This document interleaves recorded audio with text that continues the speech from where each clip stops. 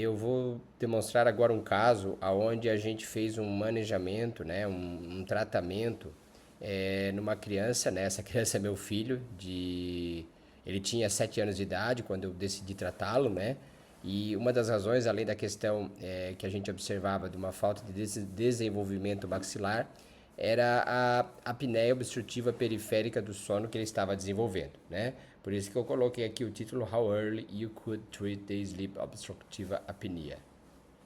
Aqui são imagens intraorais, né? Ele, no ano de 2023, quando ele tinha 6 anos, né? Onde a gente começou a observar que já não existia um espaço para para um incisivo central inferior erupcionar, né? Aqui que eu já comecei a entender que já existia uma falta de desenvolvimento dos maxilares, né? E aqui, né? Para a gente poder visualizar, né? Olha como olha o tipo, né, do esforço que ele tinha que fazer, né, para poder respirar enquanto dormia, tá? Junto com isso, né, ele dormia com a boca aberta, claro, né? Olha aí, tá? E olha o bruxismo que ele tinha.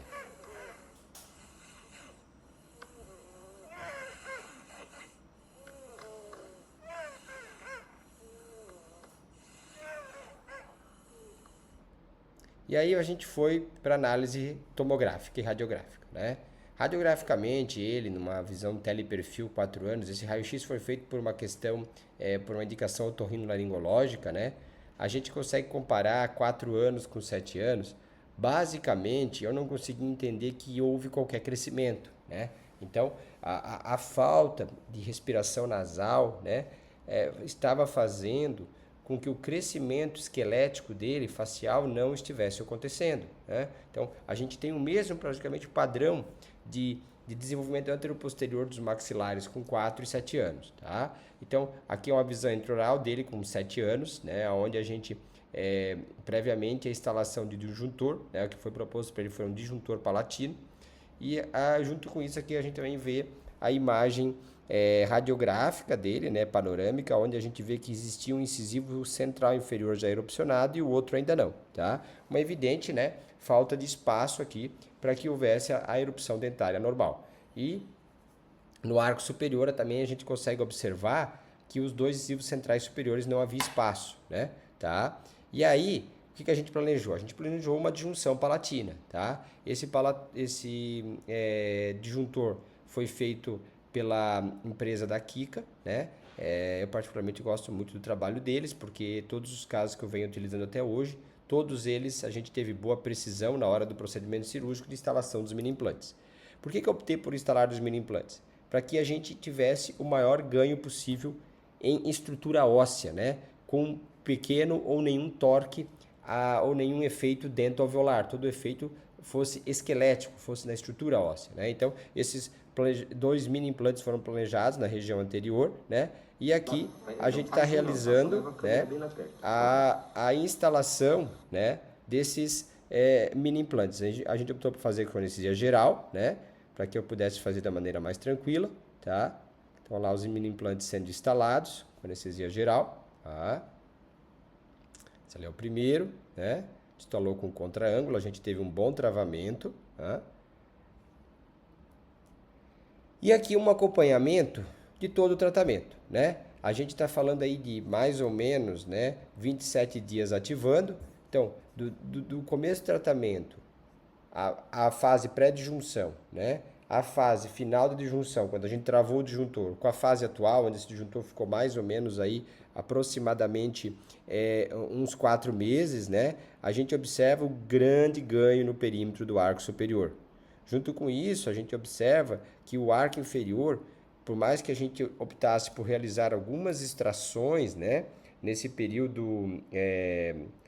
no momento da cirurgia, então a gente realizou a extração do lateral inferior e do canino inferior, a gente consegue observar que ele teve um maior espaço para essa erupção dentária, que era o momento adequado para acontecer, né? Então, no arco superior, ali com a remoção do disjuntor, a gente observa que os laterais já estão erupcionando, né? Os centrais já conseguiram erupcionar e a gente tem um contorno de arco muito maior, né? Maior diâmetro.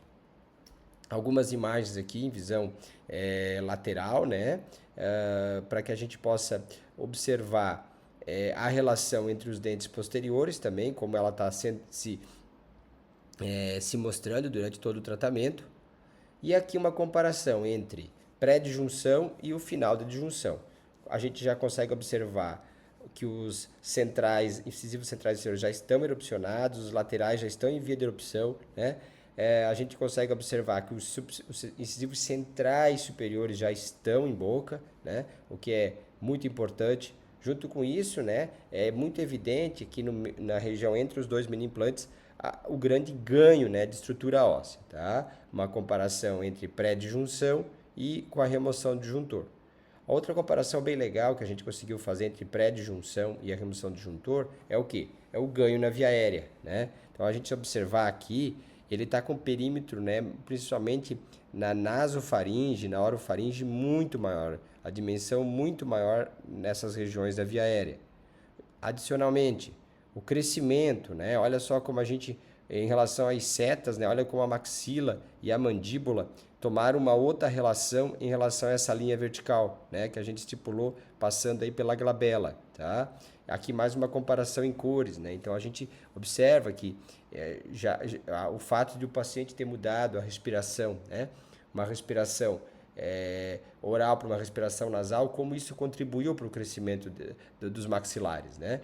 E aqui, através da reconstrução 3D, com a Nemotec, né, com a segmentação automática, entre a pré-disjunção e agora com a remoção de disjunção, do disjuntor, observa como os laterais já estão em boca, né? Os caninos já têm mais espaço para que possam erupcionar, tá? Todo o desenvolvimento dentário foi preservado, a gente não houve nenhuma interferência, né, nas visualizações laterais. E aqui numa visualização oclusal, né, a gente tem um outro perímetro de arco, ó, tá? Arcos bem mais largos, né? Junto com isso, olha o que a gente ganhou, né, na largura da abertura piriforme. A gente está falando de um ganho, né, em largura de 9,23 por lado para 12,39. Então são 3 milímetros por lado, são 6 milímetros de largura a gente ganhou na abertura piriforme.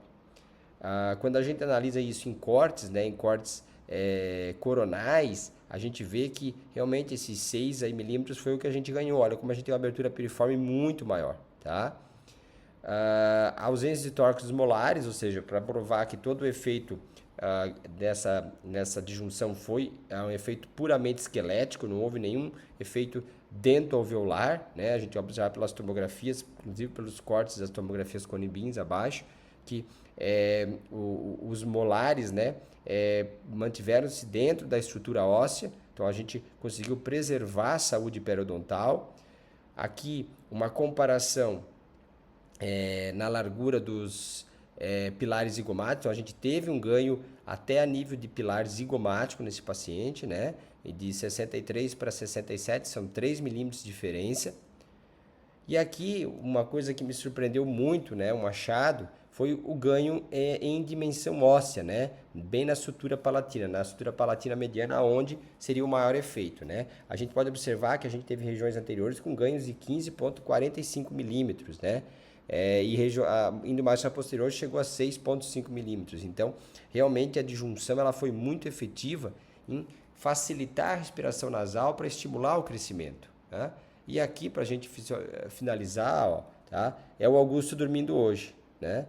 Então a gente vê que hoje ele dorme bem, né? Ele tem uma noite de sono tranquila, a respiração dele não é mais oral e a gente também observa que não há mais necessidade de todo aquele esforço, né, da musculatura intercostal para respirar, né? É uma respiração natural que faz com que ele tenha uma noite de sono contínua, né, sem sinal nenhum de uma obstrução, né, respiratória durante o sono.